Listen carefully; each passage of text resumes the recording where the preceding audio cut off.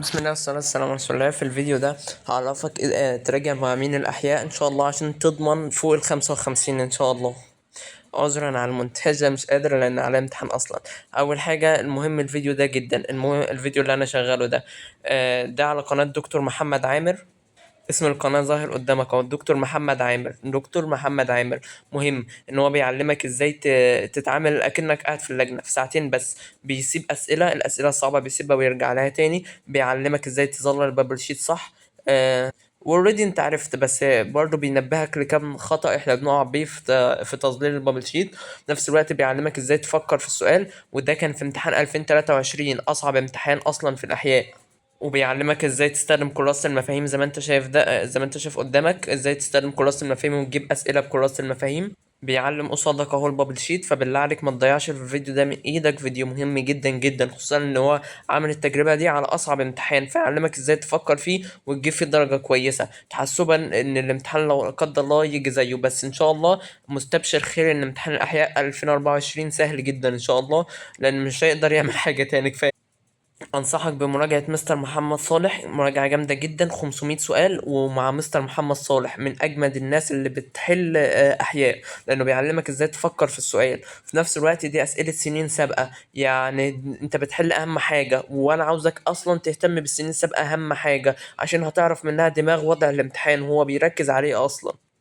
زي ما انت شايف هو بيجيب سنين سابقة ويعلمك ازاي تفكر في السؤال، فدي حاجة مهمة جدا وعشان تفهم دماغ وضع الامتحان. وثانيا ممكن تسمع الفيديو الشرح ده، ممكن تسمع فيديو الشرح ده الأحياء كلها في فيديو واحد، هي 10 ساعات. لو مستكترها في طريقة تانية انك تسمع. بص، هو بيحل السؤال ده مثلا على الهرمونات، انت ارجع راجع الجزئية بتاع السؤال ده، روح اقراها من الكتاب. مع كل سؤال يقابلك على الهرمونات روح ارجع اقرا الصفحة بتاعته، اقرا الصفحة بفهم.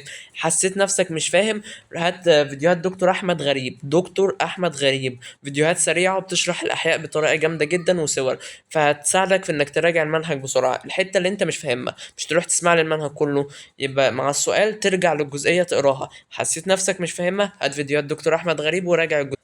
انصحك جدا بالكبسولة دي، الكبسولات دي بتاع مستر نبيل العويسي. مستر نبيل العويسي كان بيجيب السؤال وفكرة ويجيب عليها الأسئلة اللي جات عليها من الكتب الخارجية والسنين السابقة، يعني تخيل فكرة واحدة ويجيب عليها 5 أسئلة. فمهمة جدا السلسلة دي ومش هتاخد منك وقت، كل فيديو حوالي 5 دقايق. وبيعرفك كمان الافكار اللي هو دايما كل سنه بتيجي، فكره سؤال التوأم مثلا. لازما كل سنه تيجي فكره سؤال، في سؤال على الهرمونات مثلا، افكار معينه في الهرمونات هو بيبدا يركز عليها. مثلا بيعلمك ازاي المنحنيات، تتعامل مع المنحنيات وبصور واسئله جامده جدا. فخساره ما اعرفش ازاي الفيديوهات دي عليها 81 مشاهده بس، فوالله فرقت جدا ومهمه جدا. بسم الله. كام نقطة برضو عاوز أقول لك خلي بالك منها، إنك تحل لي شوامل كتير. مهم إنك تعود نفسك على جو الامتحان، إنك اظبط تايمر وابدأ عود نفسك وحل الشوامل. بجانب المراجعات اللي أنا قلت لك عليها دي والحاجات اللي أنا قلت لك عليها، حل لي شوامل، حل لي شوامل من كتاب الامتحان، من كتاب التفوق. المهم حل لي شوامل. أنت أوريدي حليت السنين السابقة وهتحلها تاني مع مستر محمد صالح، واعرف إزاي بيفكر وإزاي وضع الامتحان بيفكر وإزاي، وأنهي أسئلة اللي دايما كل سنة بتيجي. تاني نصيحة، كتاب المدرسة، بالله عليك كتاب المدرسة تروح تدور على الصور اللي في كتاب المدرسة وتقرا كتاب المدرسة وتقرا لي كراسة المفاهيم. بلاش تخش الامتحان من غير ما تكون عارف كراسة المفاهيم فيها ايه. في أسئلة والله بتتحل بكراسة المفاهيم، وانا وريتك كذا مره في فيديوهاتي على القناه، ارجع ليها وتعرف ازاي تحل بعض الاسئله بكراسه المفاهيم.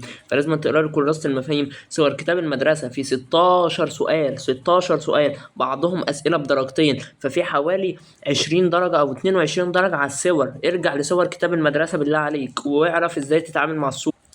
على ما اتذكر كان في صوره للغده الدرقيه، وكان كان بيسال مش فاكر على ايه، كان بيسأل أي الأجزاء إن هي غدة درقية، فكان جاي من ضمنها البرزخ.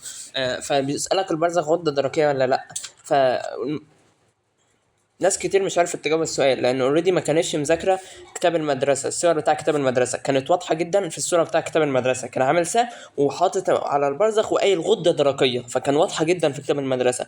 أما الكتب الخارجية ما كانتش واضحة، فصور كتاب المدرسة مهمة بالله.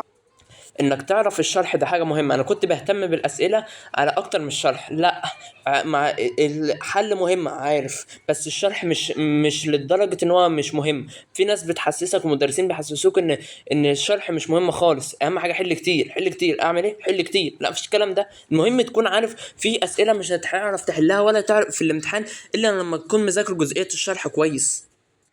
عشان كده بنصحك واقول لك وانت بتقرا الصور بتاع كتاب المدرسه، اقرا المنهج، اقرا المنهج واعرف ايه اللي في المنهج وايه الكلام اللي بين السطور. في اسئله مهما كنت حليت فيها لو ما كنتش عارف الكلام اللي موجود في قلب الكتاب مش هتعرف تحلها. اقول لك مثال.